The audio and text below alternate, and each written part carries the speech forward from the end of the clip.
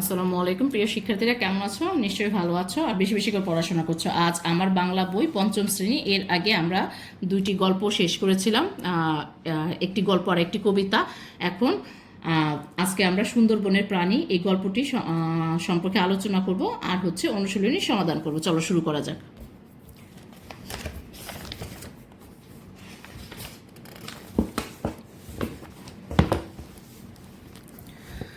সুন্দরবনের প্রাণী। বাংলাদেশের দক্ষিণে সমুদ্রের কূল ঘেঁষে গড়ে ওঠে বিশাল বন, এর নাম সুন্দরবন। এখানে রয়েছে যেমন প্রচুর গাছপালা, তেমনই রয়েছে নানা প্রাণী ও জীবজন্তু। বিশ্বের কোনো কোনো প্রাণীর সঙ্গে জড়িয়ে থাকে দেশের নাম বা জায়গার নাম। যেমন ক্যাঙ্গারু বললেই মনে পড়ে যায় অস্ট্রেলিয়ার কথা, সিংহ বললেই চোখে ভেসে ওঠে আফ্রিকার কথা। তেমনি বাংলাদেশের নামের সঙ্গে জড়িয়ে আছে রয়্যাল বেঙ্গল টাইগার বা রাজকীয় বাঘের নাম। এই বাঘ সুন্দরবনে থাকে। রয়্যাল বেঙ্গল টাইগার দেখতে যেমন সুন্দর, তেমনি আবার ভয়ঙ্কর। এর চাল চলনও রাজার মতো। সুন্দরবনে ভেজা সাতসেচে গোলপাতার বনে এই বাঘ ঘুরে বেড়ায়, শিকার করে জীবজন্তু, সুযোগ পেলে মানুষও খায়। একসময় সুন্দরবনে ছিল চিতাবাঘ ও ওলবাঘ, কিন্তু এখন আর এসব বাঘ দেখা যায় না। সুন্দরবনে রয়্যাল বেঙ্গল টাইগার বাংলাদেশের অমূল্য সম্পদ। এই বাঘকে বিলুপ্তর হাত থেকে আমাদের বাঁচাতে হবে। সুন্দরবনের বাঘ ছাড়াও আছে নানা রকম হরিণ, কোনোটার বড় বড় শিং, কোনোটার গায়ে ফোঁটা ফোঁটা দাগ, সাদা দাগ। এদের বলে চিত্রা হরিণ। এক সময় সুন্দরবনে প্রচুর গন্ডার ছিল হাতি ও বন শুয়োর। এখন এসব প্রাণী আর নেই, তবে আমাদের দেশের রাঙামাটি আর বান্দরবন জঙ্গলে হাতি দেখতে পাওয়া যায়।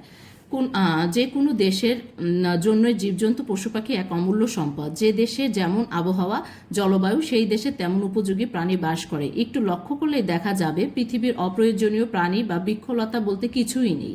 একসময় আমাদের দেশে প্রচুর শকুন দেখা যেত। এরা উড়ে বেড়াতো আকাশের অনেক উপর দিয়ে, বাসা করত গাছের ডালে। মানুষের পক্ষে যা ক্ষতিকর সেই সব আবর্জনা শকুন খায়, পরিবেশকে পরিচ্ছন্ন রাখে। শকুন দেখতে সুন্দর নয়, তবে মানুষের অনেক উপকার করে। কিন্তু শকুন এখন বাংলাদেশে বিলুপ্ত প্রায় পাখি। প্রাণী, বৃক্ষলতা সবকিছু প্রকৃতির দান। পশু পাখি ও জীবজন্তু প্রাকৃতিক পরিবেশের সঙ্গে মিলেমিশে থাকে। এদের ধ্বংস করতে নেই। ধ্বংস করলে নেমে আসে নানা বিপর্যয়, বন্যা, খরা, ঝড় ইত্যাদি। অতীতে সুন্দরবন আরও অনেক বড় ছিল। আমরা সুন্দরবনে অনেক ক্ষতি করেছি, ফলে সুন্দরবনে অনেক প্রাণী বিলুপ্ত হয়ে গেছে। যেসব প্রাণী আছে তাদের বিলুপ্ত প্রায় হাত থেকে বাঁচাতে হবে। ঘূর্ণিঝড় ও জলোচ্ছ্বাস থেকে সুন্দরবন আমাদের রক্ষা করে, তাই সুন্দরবনকে আমাদের রক্ষা করতে হবে। এই ছিল আমাদের গল্পটি। এখন আমরা অনুশীলনী সমস্যার সমাধান করি। চলো অনুশীলনী শব্দগুলো পাঠ থেকে খুঁজে বের করি ও অর্থগুলি তোমরা নিজেরা পাঠ থেকে খুঁজে বের করবা। আমরা এখন শব্দ অর্থগুলো জেনে নিই। চলো। কোল, নদীর চর ও তীরের মধ্যবর্তী অগভীর ডোবা। অস্ট্রেলিয়া, একটি দেশের নাম। রয়্যাল, রাজকীয়, ভয়ঙ্কর, ভীষণ। অমূল্য, যার মূল্য নির্ধারণ করা যায় না। বিলুপ্তপ্রায়, যা লোপ পাওয়ার কাছাকাছি অবস্থায় আছে। এখানে 6টি শব্দার্থ ছিল, জেনে নিলাম। এখন চলো 2 নংটা করি। ঘরের ভিতরে শব্দগুলো খালি জায়গায় বসিয়ে বাক্য তৈরি করি। এখন এখানে এই যে বক্সের ভিতরে আমাদের শব্দগুলো দেওয়া আছে, শূন্যস্থানে বসাবো। প্রকৃতির অপার সম্ভার সমুদ্রের নিচে রয়েছে। সম্ভার হবে এখানে, সম্ভার। বাংলাদেশের নামের সঙ্গে জড়িয়ে আছে রয়্যাল বেঙ্গল টাইগার। এখানে রয়্যাল। বাঘ দেখতে যেমন সুন্দর, তেমনি আবার ভয়ঙ্কর। রয়্যাল বেঙ্গল টাইগার বাংলাদেশের অমূল্য সম্পদ। শকুন বাংলাদেশে এখন বিলুপ্ত প্রায় পাখি। বিলুপ্ত প্রায়। প্রাণীগুলো চিনে নিই। ক্যাঙ্গারু, একমাত্র অস্ট্রেলিয়াতেই পাওয়া যায় এই প্রাণীটি। এদের পা 4টি, কিন্তু পেছনে 2 পা বড় আর সামনে 2 পা ছোট। এর ফলে অন্যান্য চতুষ্পদ প্রাণীর মতো এরা হাঁটাচলা করে না। পেছনে 2 পা ভর দিয়ে লাফিয়ে লাফিয়ে চলে। ক্যাঙ্গারু তার বুকের নিচে থাকা থলেতে বাচ্চা রাখে। চিতাবাঘ, এক প্রকার বাঘ। অন্য বাঘের সঙ্গে চিতাবাঘের পার্থক্য হলো চিতাবাঘ তাদের চেয়ে দ্রুত দৌড়াতে ও গাছে উঠতে পারে। গন্ডার, কালো ও ধূসর রঙের চতুষ্পদ প্রাণী, উচ্চতা এবং লম্বায় গরুর আকৃতির। এদের নাকের উপর শিং থাকে।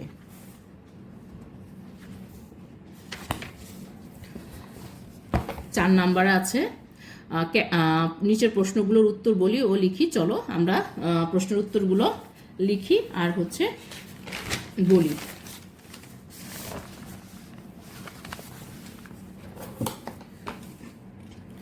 1 নাম্বার, ক্যাঙ্গারু ও সিংহ বললেই কোন দেশের কথা মনে পড়ে? তাহলে ক্যাঙ্গারু ও সিংহ বললে যে সব দেশের কথা মনে পড়ে: 1 ক্যাঙ্গারু বললে অস্ট্রেলিয়ার কথা মনে পড়ে, 2 সিংহ বললে আফ্রিকার কথা মনে পড়ে। খ নাম্বার প্রশ্ন, বিভিন্ন ধরনের বাঘ সম্পর্কে তুমি যা জানো লিখো।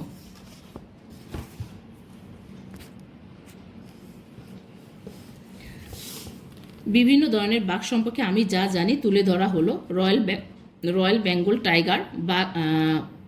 বাঘদের মধ্যে সবচেয়ে বিখ্যাত হলো রয়্যাল বেঙ্গল টাইগার।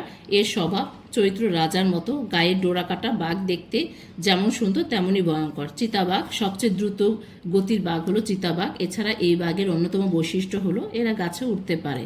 ওল বাঘ এক সময় অন্যান্য বাঘের পাশাপাশি সুন্দরবনে ওল বাঘ নামেরও এক জাতীয় বাঘ ছিল।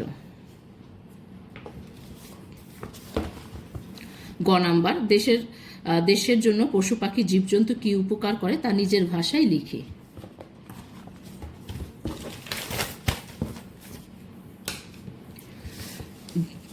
যে কোনো দেশের জন্য জীবজন্তু পশু পাখি এক অমূল্য সম্পদ। পরিবেশের ভারসাম্য রক্ষায় এদের গুরুত্বপূর্ণ ভূমিকা রয়েছে। নানা প্রকার প্রাকৃতিক বিপর্যয় যেমন বন্যা, খরা, জ্বর ইত্যাদি থেকে রক্ষার পেছনে এসব প্রাণীকুলের অবদান রয়েছে। একটি দেশের পরিবেশ রক্ষায় পশু পাখির বিশেষ অবদান রয়েছে। পশু পাখি জীবজন্তু প্রাকৃতিক পরিবেশের সঙ্গে মিলেমিশে থাকে, দেশের প্রাকৃতিক পরিবেশের অনেক উপকার করে।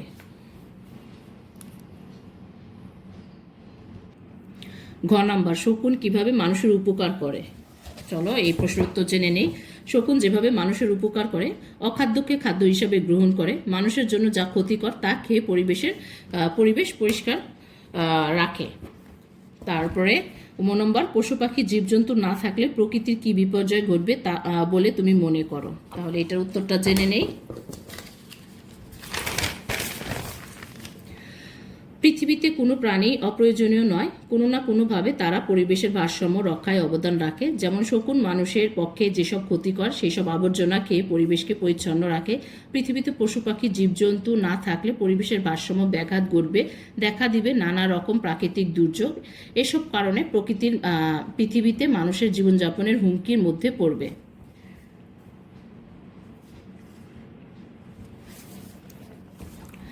প্রশ্ন উত্তরগুলো জেনে নিলাম। এখন 5 নং দেখি। নিচের বাক্য দুটি পড়ি। মানুষের পক্ষে যা ক্ষতিকর সেই সব আবর্জনা শকুন খেয়ে ফেলে, সেই সত্যিকার অর্থে মানুষের উপকার ছাড়া অপকার করে না। উপরের বাক্য দুটিতে অনেক শব্দ ব্যবহার হয়েছে। বাক্য দুটি প্রতিটি শব্দই একটি পদ। শকুন বিশেষ্য পদ, ক্ষতিকর বিশেষণ পদ, সে সর্বনাম পদ, খায় ক্রিয়াপদ, ছাড়া অব্যয় পদ।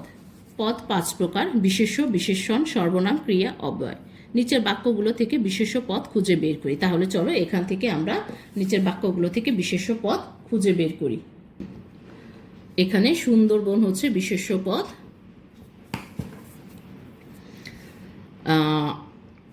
বাঘ বিশেষ্য পদ। সুন্দরবনে বাঘ ছাড়াও আছে নানা রকমের হরিণ, হরিণ হচ্ছে বিশেষ্য পদ। কোনোটির বড় বড় শিং হচ্ছে বিশেষ্য পদ।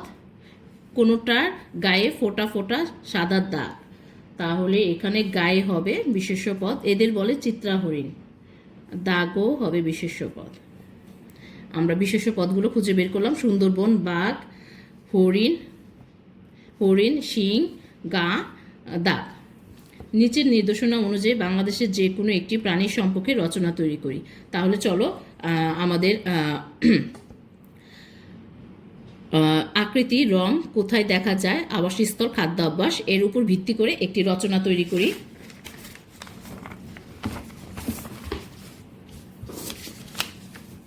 হাতি। সূচনা। হাতি পৃথিবীর বৃহত্তম স্থলচর প্রাণী। এটি শরীরের দিক দিয়ে শুধু বড় নয়, বুদ্ধিতে ও অন্যান্য পশুকে হার মানায়। এটি দলবদ্ধ হয়ে চলতে পছন্দ করে। আকৃতি।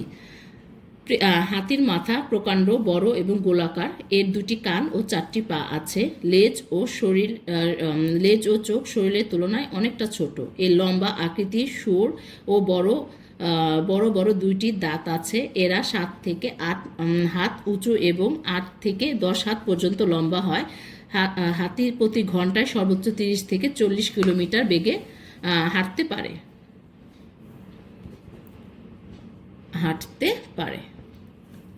রং: হাতি সাধারণত ধূসর বর্ণের হয়ে থাকে, তবে অঞ্চল ও প্রজাতি ভেদে কিছু হাতি উষ্ণ সাদা বর্ণের হয়ে থাকে। যেসব স্থানে হাতি দেখা যায়, এরা বাংলাদেশের বান্দরবন, রাঙামাটি, খাগড়াছড়ি ও কক্সবাজার জেলায় দেখা যায়। এছাড়া Bharat, Laos, Nepal, Vietnam, Myanmar, থাইল্যান্ডেও দেখা যায় হাতি।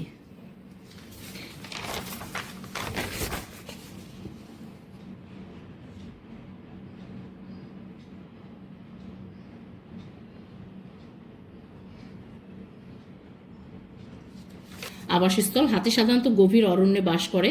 তাছাড়াও পাহাড়ি অঞ্চলে এদের দেখতে পাওয়া যায়। খাদ্যাভ্যাস: হাতির প্রিয় খাদ্য কলা গাছ। এছাড়াও জঙ্গলে লতাপাতা, ঘাস ও শস্য এরা খায়। একটি হাতি দৈনিক গড়ে প্রায় 250 কেজি খাবার খেয়ে থাকে। উপসংহার: হাতি আমাদের দেশের প্রাণীজ সম্পদ, তাই অবৈধভাবে হাতি শিকারের হাত থেকে এদেশকে বাঁচাতে সরকারি বেসরকারি উদ্যোগ গ্রহণ করতে হবে। আমরা রচনাটি জেনে নিলাম। এখন সঠিক উত্তরে টিক চিহ্ন দিই। 7 নংয়ে সঠিক উত্তর আছে, চলো টিক চিহ্ন দিই। ক্যাঙ্গারু বললেই মনে পড়ে যে দেশের কথা? অস্ট্রেলিয়ার কথা। আফ্রিকার কথা উঠলে কোন প্রাণীর কথা মনে পড়ে? আফ্রিকার সিংহর কথা মনে পড়ে। বাংলাদেশে কোন অঞ্চলে হাতি দেখতে পাওয়া যায়? রাঙামাটি ও বান্দরবনে। কোন পাখি ক্ষতিকর আবর্জনা খেয়ে পরিবেশ পরিচ্ছন্ন রাখে? এখানে শকুন হবে। কোন প্রাণীর গায়ে ফোঁটা ফোঁটা সাদা দাগ ও বড় শিং আছে? চিত্রা হরিণ। এই 8 নম্বর কর্ম অনুশীলন: আমি এমন প্রাণীদের একটি তালিকা তৈরি করি যাদের নাম শুনেছি কিন্তু চোখে দেখিনি। পরের শ্রেণীর সবার সাথে মিলিয়ে দেখি। এটা তোমরা নিজেরা চেষ্টা করবে। আজ এই পর্যন্তই ছিল। ধন্যবাদ।